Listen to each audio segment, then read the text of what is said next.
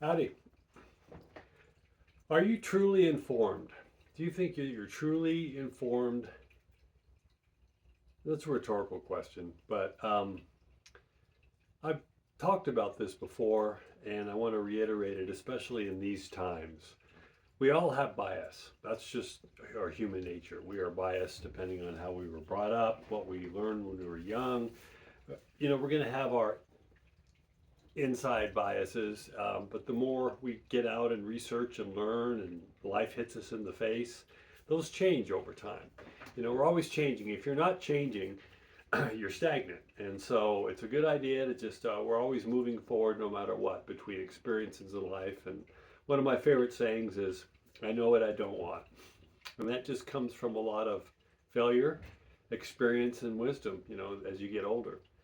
But given everything that's going on in this world right now, especially now, we have lines that are divided even further and further and further between people, between different mindsets, between people with different opinions. And that's the way sort of life works. But there are a lot of people that are starting to realize and see a bigger picture, which I talk about all the time. They're starting to step back, wake up, and see a bigger picture of what's really happening rather than the usual playbook and the usual stuff that's fed to us all the time on all different levels, from health to politics to spirituality to history to archaeology to geology to astronomy. I mean, on and on and on.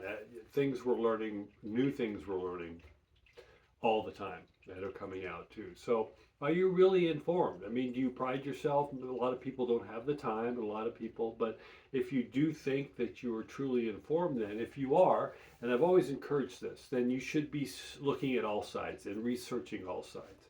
If you're just listening to one narrative, like one person, one entity, or one news source, you're not informed. That's just the way it is, especially now in this multi-layer social media and information overload coming at us all the time.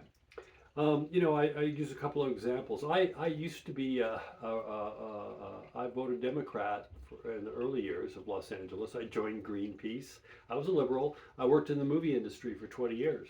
And then when I started doing stuff on my own and during my LA days, and started doing some of my own businesses, then I sort of came to the middle of the road, and then I went to the other side, became a conservative.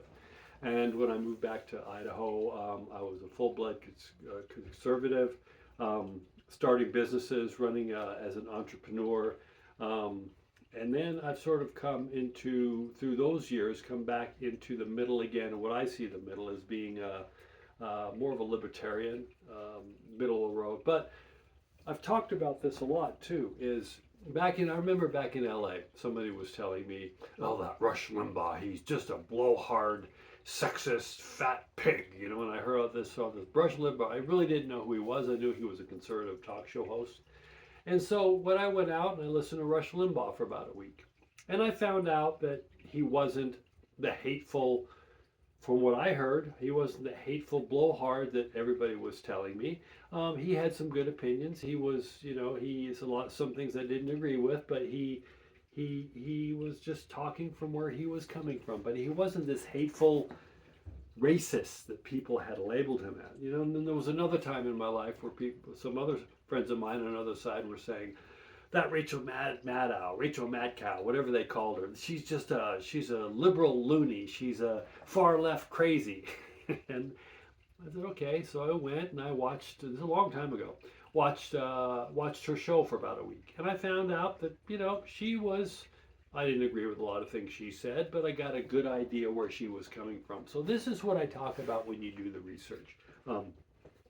If you're listening to just CNN, and you're listening to just your own echo chamber, or you're sitting in your own echo chamber with people of like-minded, and you're regurgitating the same stuff over and over, reinforcing each other ideas, you're not really seeing a big picture on a subject. You're not really well researched.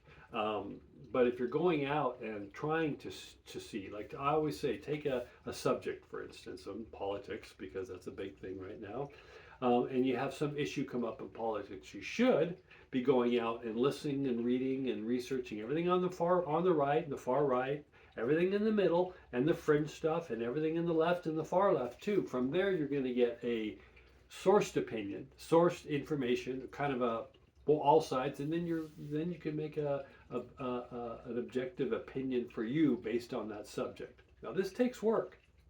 It takes time. But most people who, if you're going to get online or if you're going to do things, you should be doing that, especially for your own good with the way we're going into, we are in the midst of this huge storm right now on so many levels, COVID, all these sort of things. So if you're just sitting around just regurgitating bullet points from a set narrative, for instance, many things I can use in examples, and you're not really fully informed. That's just the way it is. You may not want to be. That's fine. Understood. But if you're really striving to learn more, then that's what you should do. That's what's happened with me. I read everything all over the time. That's where I come from in my opinions now, and have been, but they're changing as I go forward. It's how I got into the holistic healthcare with my best friend and old business partner Wendy. We were digging down. We were basically, when we started off, we were teaching everything against the mainstream medical, and now we've come. It's evolved a lot, but we were doing a lot of things and able to help a lot of people. Getting off their pharmaceutical medicines and doing what we do. Improving things naturally. Anyway, this all came about from doing the research, from going in and looking at all sides, from living it, from experimenting with it, from seeing it. So I've done all that my whole life, and that's led me to the conclusions that I do now, which is what I'm labeled a conspiracy theorist a lot of the time, but that's okay with me because I don't mind. Where a lot of us are labeled conspiracy theorists, which ironically, most of what I've talked about 5 years ago forward, including the COVID, is taken as fact now, or is all coming, the truth is coming out there. How did I know? Do I have a crystal ball with things? Maybe on some aspects, but no, I did the research. I looked at all sides. I experimented. I tried. I looked at what was going on. I saw a bigger picture, a 60,000 foot view. Stand on the moon and look down is what I say all the time. So if you're truly informed, or you want to be informed, go out and do the work, do the research, do the digging. It'll help. You'll be a better person, more informed if you do that. Just a little bit of advice. Have a great weekend. Bye.